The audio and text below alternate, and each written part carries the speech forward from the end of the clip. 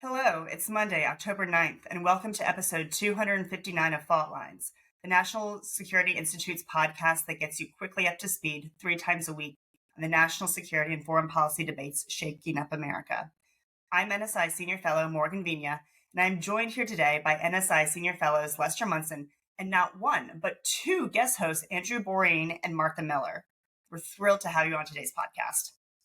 Today, we are discussing this weekend's Iran-backed attack by Hamas on Israel.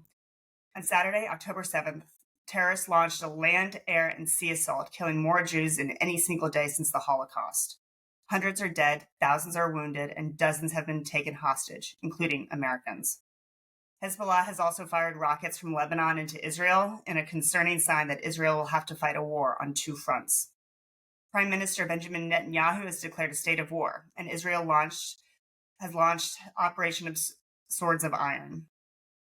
Despite the administration's reticence to confirm that the attack on Israel was Iranian-backed, the regime in Iran is gloating.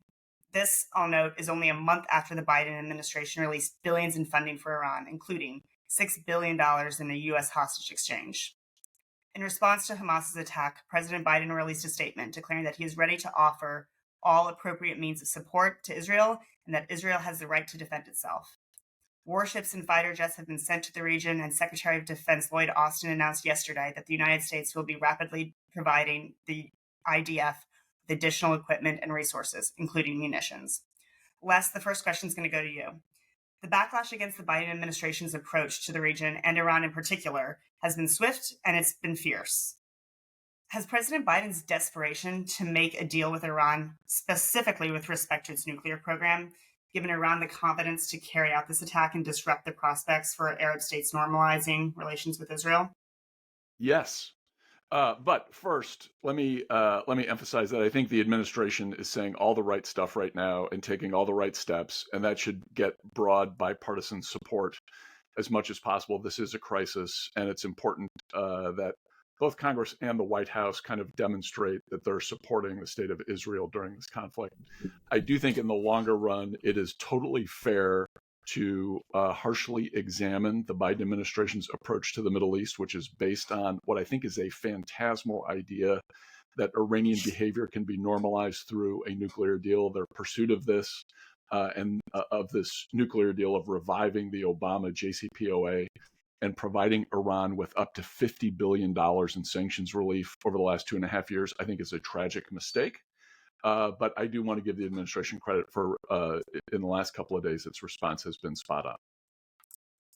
Andrew, the next question goes to you because you were just in Ukraine. This war in Israel is going to be a long one and an ugly one.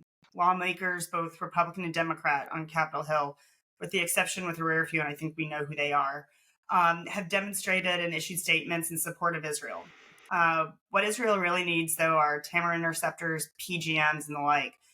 Do you think Congress will appropriate funding needed to deliver these, especially when funding for Ukraine has been stalled? I think that's a really vital question. I did spend last week with civilian and commercial information technology executives in Ukraine.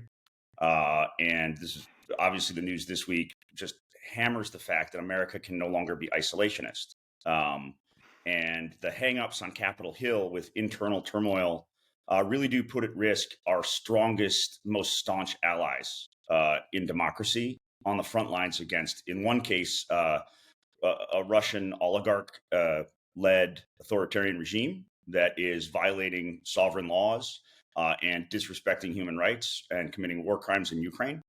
The Ukrainian people are the frontline democracy in Europe, and they need support.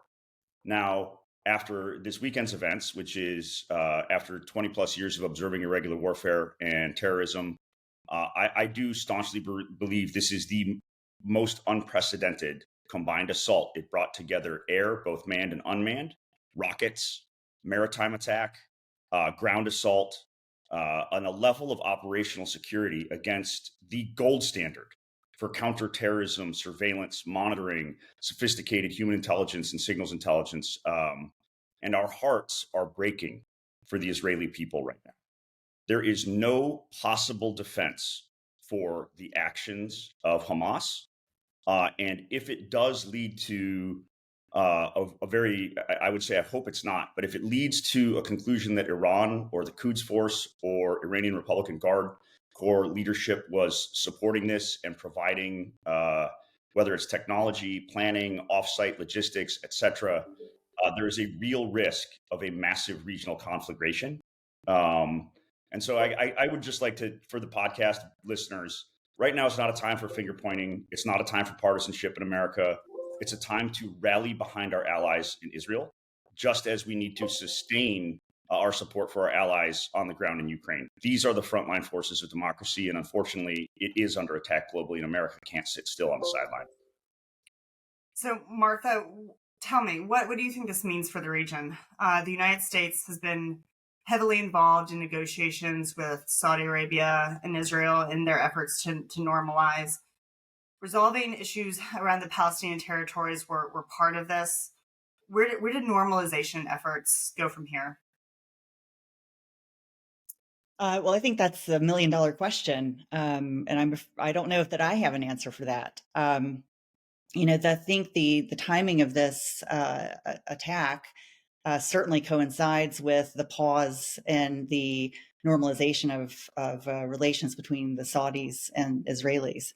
And I think Iran, per usual, is very happy to support its proxies to destabilize the region.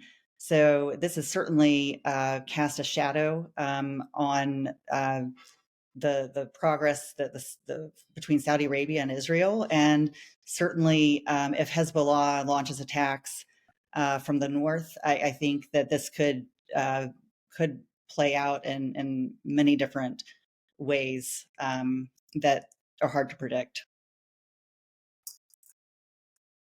Thanks for that, y'all. I'm going to take the final word today. In the days and weeks ahead, the United States should stand shoulder to shoulder with Israel.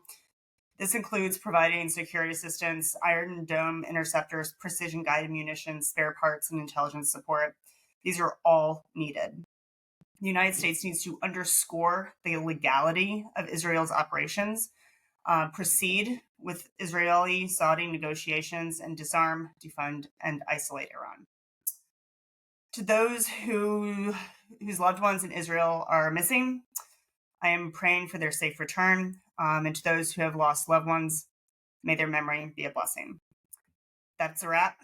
Thanks to Tatum Clifton, Claude Jennings, and the NSI staff for their help in producing today's episode.